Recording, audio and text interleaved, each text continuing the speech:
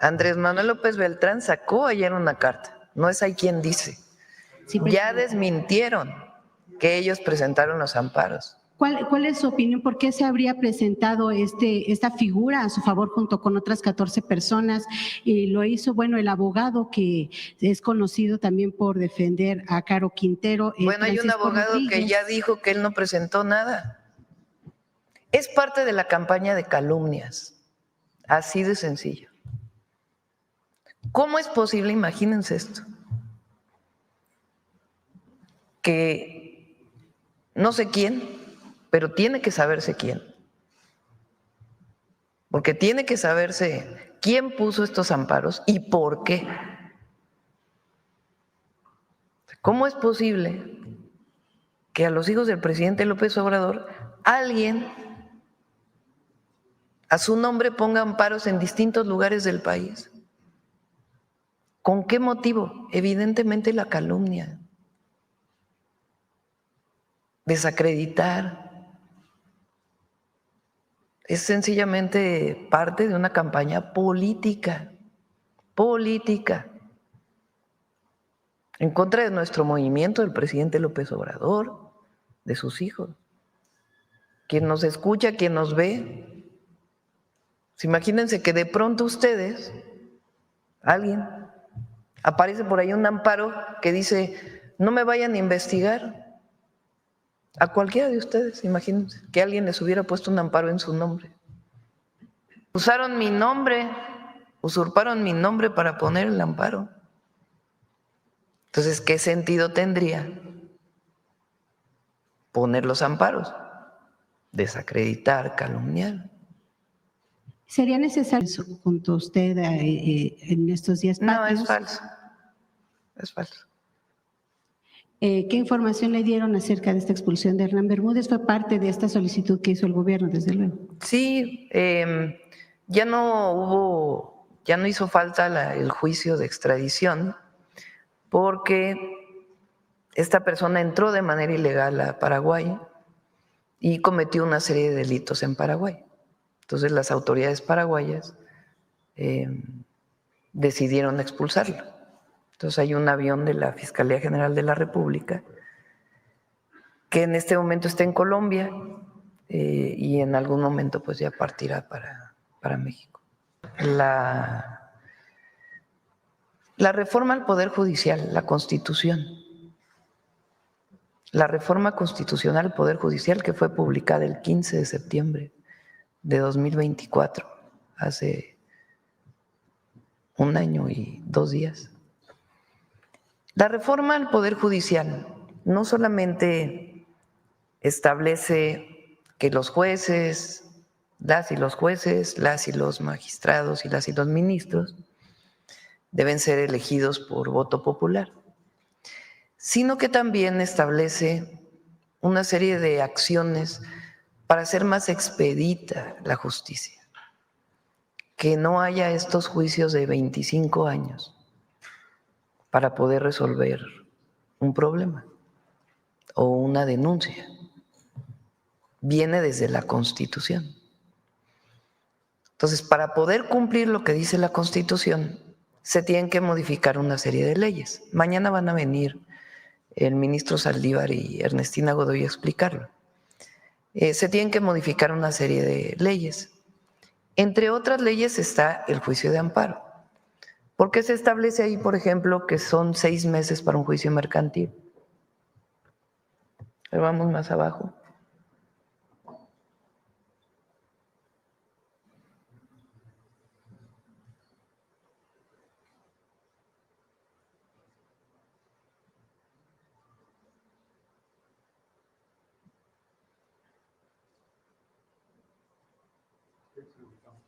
Sí, la parte donde habla de los tiempos.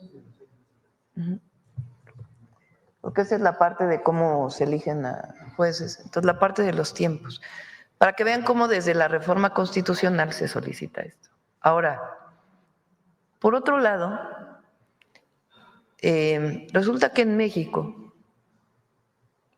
¿quién es quien tiene la última palabra en términos de la justicia? La Corte. ¿Están de acuerdo? Es el máximo tribunal. Bueno, en México, incluso aunque la Corte haga una resolución, puede haber amparo frente a la ejecución de la resolución. Eso prácticamente en ningún país del mundo. Ayer le pedí a Ernestina que pudiera presentar en qué otros países hay eso. O sea, aquí se pueden amparar frente a la ejecución de una resolución ya de la Corte. Cualquier caso. Y entonces no hay en realidad la aplicación de la justicia, porque otra vez entran al proceso interminable. Entonces, el amparo que da, tal cual lo establece la Constitución, es algo muy importante en nuestras leyes, es la defensa del ciudadano y es fundamental que exista la defensa del ciudadano frente a un acto de autoridad. Es indispensable. Lo que es muy importante es que la justicia pues, pueda ser expedita, no lleve tanto tiempo y que tampoco se abuse de esta figura. Entonces, eso tiene objetivo, ese es el objetivo de las 4 leyes que se presentaron. Y el juicio y la ley de amparo está en esa perspectiva. Esto incluso las pipas tienen que tener ya una identificación a partir de un QR para que podamos tener, se llama la trazabilidad. Es decir, ¿de dónde sale la gasolina? La gasolina que cargamos en una estación de servicio, ¿de dónde viene? Durante muchísimos años, hasta la reforma del 2013 de Peña Nieto, el único que podía importar gasolinas era Pemex o producir gasolinas, es Pemex. En este momento el único que puede producir gasolinas es Pemex, pero importar gasolinas lo pueden importar también privados. Eso no ha cambiado. Entonces, ¿cómo llega la gasolina a una estación, a una gasolinera? Pues viene por pipa. Entonces viene por pipa, la pipa viene… Cuando era solo Pemex, pues venían solo pipas de Pemex. Ahora que ya los privados pueden distribuir gasolina, pues vienen también por pipas privadas. Eso en el 2013 y eso no cambió con las reformas que hicimos. Hasta ahora no había un mecanismo, que eso sí viene del cambio a la ley, que nos pudiera informar esa pipa que llega a descargar a una gasolinera, ¿de dónde viene ese combustible? ¿Cuál es la trazabilidad? ¿Cuándo se importó? ¿Quién lo importó? ¿Dónde se almacena? De ahí del almacén, ¿cómo llega a la gasolinera? O en el caso de Pemex, que tiene más controles, porque es una sola empresa, la refinería de dónde sale o el lugar en donde se importa a partir de Pemex y dónde se almacena y de ahí cómo llega a la gasolinera. En este momento ya la norma ya establece que tiene que haber trazabilidad. Tenemos… Caro Quintero por órdenes de Donald Trump. No sé qué información tenga o cómo toma el gobierno de México pues esta declaración. ¿Se descarta que haya presiones por parte de Estados Unidos a México para entregar a narcotraficantes? Ya se habló mucho de eso, ¿no? Ya se explicó que fue una decisión de seguridad nacional el envío de tan importante número de personas de la delincuencia organizada. El ministro Carney viene a fortalecer la relación México-Canadá, que además del propio tratado que tenemos, pues es fortalecer el comercio, inversiones, económicas en ciertos sectores, pero también otros temas. Por ejemplo, tenemos un convenio con ellos de mexicanos que van a trabajar a Canadá, particularmente al campo, a través de visas especiales de trabajo que se van a conservar, y nosotros estamos planteando que pudieran ampliarse y ellos están viendo este mecanismo. ¿Cómo se importan, por ejemplo, mercancías de Canadá a México? Pues o pasamos por Estados Unidos a través de carreteras o trenes o a través de puertos. Entonces, la idea es fortalecer el comercio a través de los puertos. El huachicol fiscal y la Marina. Primero me gustaría preguntarle que usted sepa si los hijos del expresidente Andrés Manuel López Obrador están mencionados en el expediente de este caso en la Fiscalía General de la República. No. ¿Es así? No. No están mencionados. No. De un buque que llega a Tampico, proveniente de Estados Unidos. El permiso con el que quiere entrar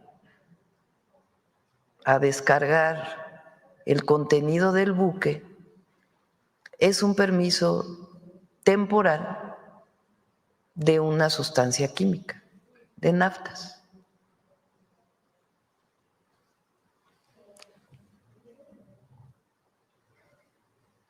Se dan cuenta que probablemente ahí viene combustible, que no viene naftas. Detienen al buque y piden un análisis del contenido del buque. Se hace un análisis por Pemex y por aduanas y se encuentra que no, que es diésel.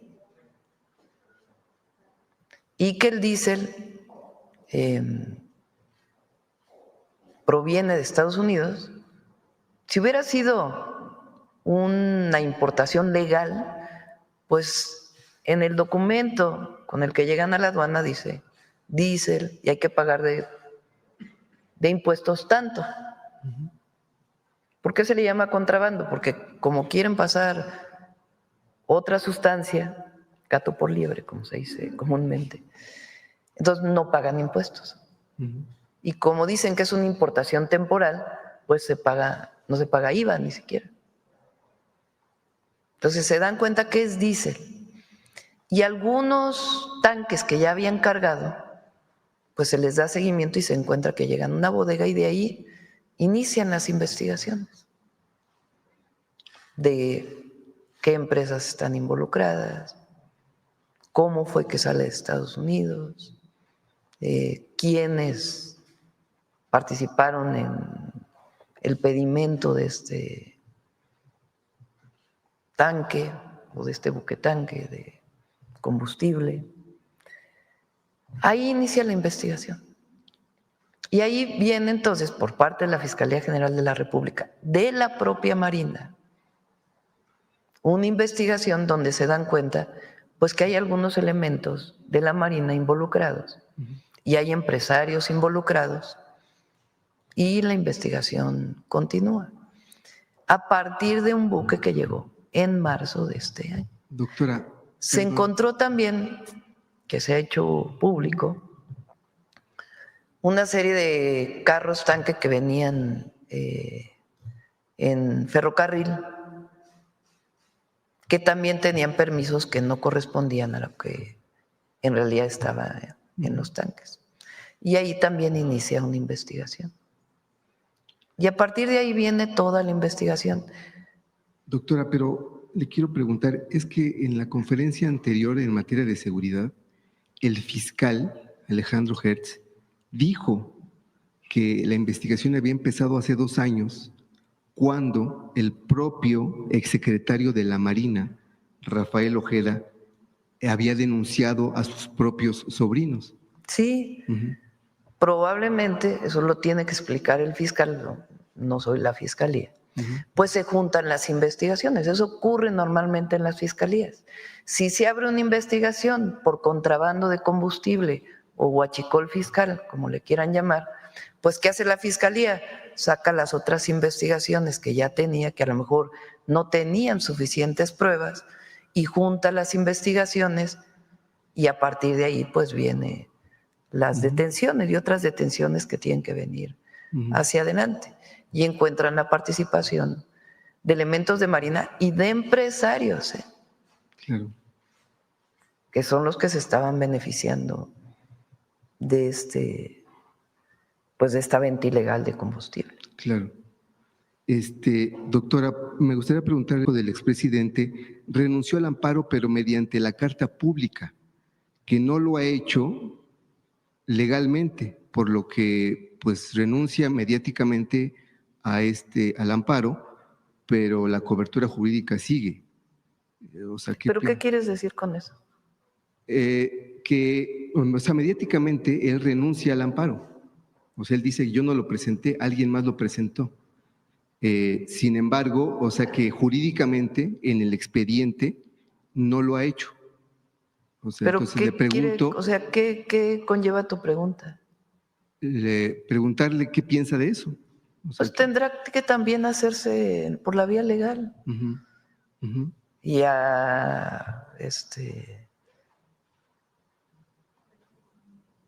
y a estos jueces notificar. Pero fíjense ahora el trabajo que tienen que hacer ellos.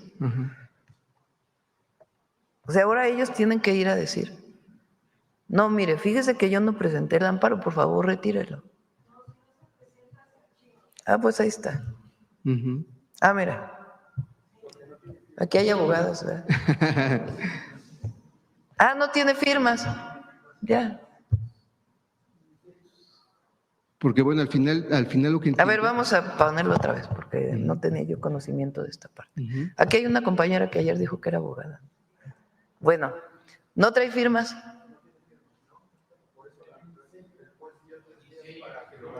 Ah, 3 días para que se ratifique.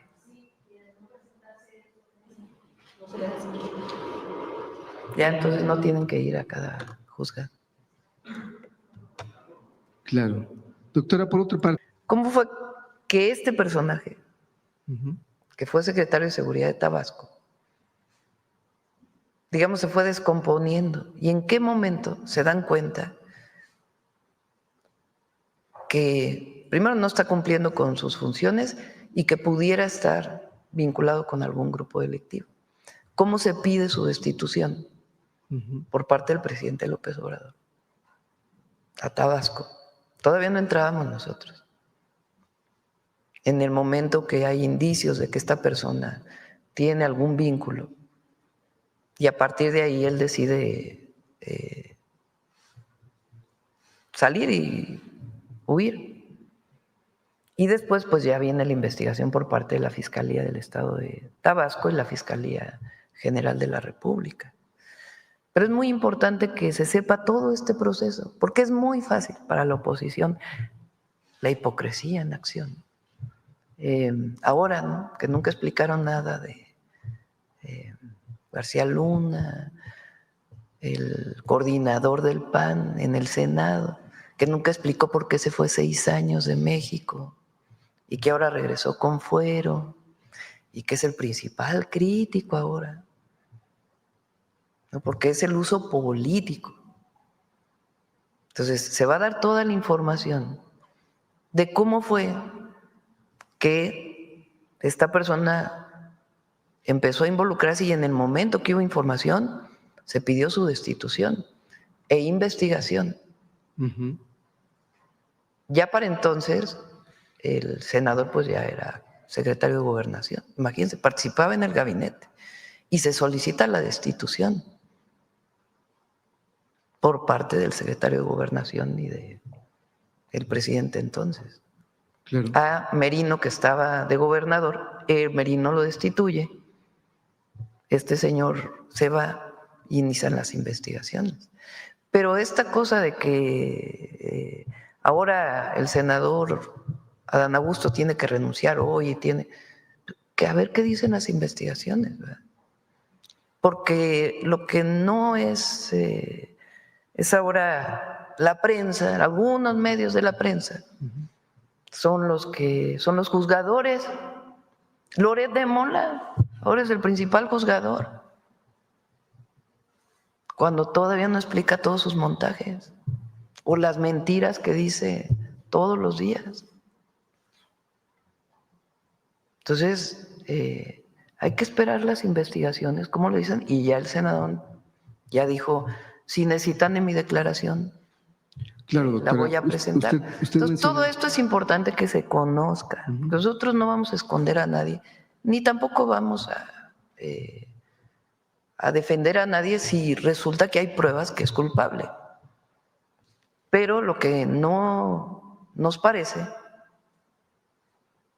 es este juicio que hacen los grandes medios de comunicación o la oposición, que ahora se erige como cuando sí, o sobre este tema. A ver cuándo ellos hicieron alguna detención. O sea, porque aquí se está actuando cuando se encuentra y hay pruebas. Por eso el secretario de Marina dijo, fuimos nosotros mismos quienes presentamos la denuncia Claro. y las investigaciones que se hagan. Ahora, no les funciona a los medios ni a la oposición, por más que quieran. No les funciona, ni les va a funcionar. Porque nosotros siempre va a haber verdad y se va a pedir siempre que se aplique la justicia. No somos iguales. Gracias, doctor. Presidenta, pues cambiando un poco el tema, en Polemón publicamos una investigación en la que revelamos que Luis Carlos Ugalde, el expresidente del IFE que avaló el fraude electoral del 2006, pues recibió más de 13 millones de pesos en contratos del PRI, del PAN y de los gobiernos panistas. En el PRI de Alito Moreno lo contrataron como consultor y conferencista, y el resultado pues fue la peor votación presidencial en la historia del tricolor. A ver, otra vez repítelo. En el PRI de Alito lo contrataron como consultor y conferencista ¿Aquí? a Ugalde, Ajá. y el resultado fue la peor votación presidencial en la historia del tricolor. En el PAN le pagaron más de 150,000 pesos por 2 charlas y casi 200,000 pesos en un organismo autónomo de Guanajuato para hablar de nearshoring, un tema pues del que obviamente no tiene nada de experiencia. En Chihuahua, el gobierno de Maru Campos le entregó más de 9 millones de pesos por una supuesta consultoría de riesgos políticos. Y pues pese a esta relación estrecha con el PRIAN, pues hoy la oposición quiere imponer a Luis Carlos Ugalde como un experto neutral en la discusión sobre la reforma electoral. ¿Qué piensa sobre esto, presidente? Pues a lo mejor podría dar una plática sobre fraudes electorales, ¿no? ¿Por qué el INE se negó a abrir todas las casillas?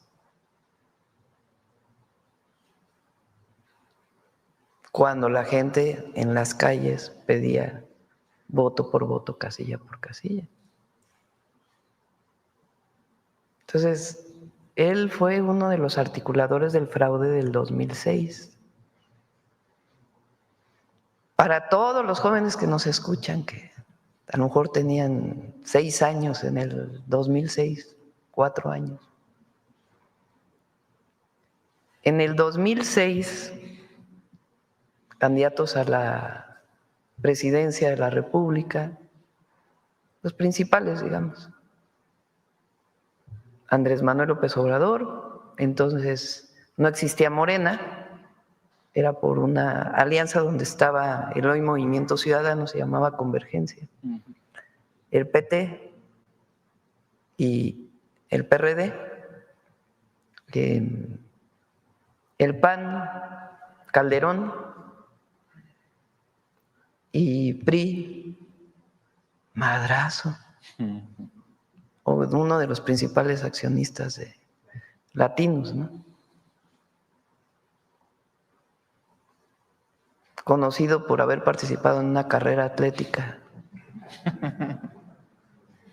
corredor que tuvo que subirse o que desapareció la mitad de la carrera y de pronto llegó a la meta.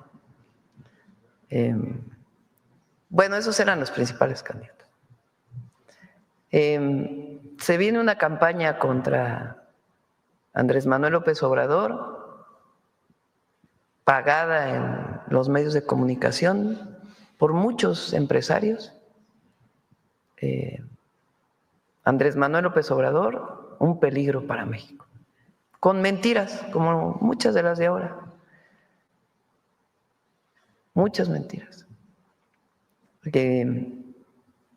Aun cuando se pedía que no se pagaran estos mensajes, entonces no era ilegal, digamos, que empresarios pagaran mensajes en contra de algún candidato en los medios.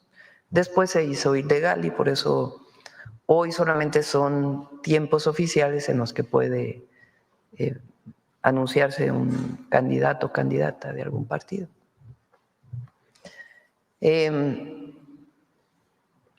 Llega el día de la elección, como a la 1 de la mañana, en el famoso PREP, que es el que va dando los resultados, Andrés Manuel López Obrador va arriba y de pronto empieza a caer y cruza Felipe Calderón y entonces el PREP le da el triunfo a Felipe Calderón. Resulta que al otro día ¿qué día fue la elección en 2006? En junio, ¿no? En julio, ¿no? 2 de junio. 2 de junio. Fue en junio, era en junio entonces. Fue el 2 de julio, ¿no? Del 2 de julio. Ahora es en junio, antes era el 2 de julio. El 3 de julio, pues ya estaba Felipe Calderón arriba por 200, casi 300,000 votos. Pero había un montón de casillas que no se contaban. O sea, dejaron muchas casillas que por alguna razón no se contaron. Y ahí empieza la gente a decir, aquí hubo fraude. Viene unos días después el llamado conteo distrital y hay muchas evidencias en esos días de que hay personas que entran al lugar donde se guardaban las urnas a presuntamente modificar, a meter votos. Muchas evidencias. Vean la película El fraude, ahí viene. Después viene la calificación del Tribunal Electoral, así es nuestra ley. Bueno, en ese tiempo del conteo distrital a la calificación, se presentan cantidad de pruebas al Tribunal Electoral. Estuve yo con un equipo muy grande revisando acta por acta. Y ahí nos dimos cuenta de que las actas no coincidían los datos. Entonces, por ejemplo, si había 300 boletas y uno contaba los votos por cada alianza, que entonces se votaba no por partido, sino por coalición. Si sumaba uno los votos de las coaliciones, los votos nulos y las boletas que debían de haberse, o que se anulan normalmente porque no se participó, no cuadraban los datos. Y siempre había votos de más y votos de menos. Se pide, la gente empieza a movilizarse por todo el país y de la gente surge la consigna voto por voto, casilla por casilla. Se hacen movilizaciones inmensas en el Zócalo y en todo el país, diciendo hubo fraude electoral. ¿Se deja engañar por la guerra sucia de la derecha? Sí, ya es muy difícil que le hagan caso a una cierta televisora que habla todo el día en contra de nosotros y algunos otros medios. Y antes era muy común que un editorial tuviera una influencia así tremenda cuando no había redes sociales, la televisión ni siquiera se abría opiniones diversas. Ahora ya es más plural algunas televisiones, van comentaristas que opinan distinto.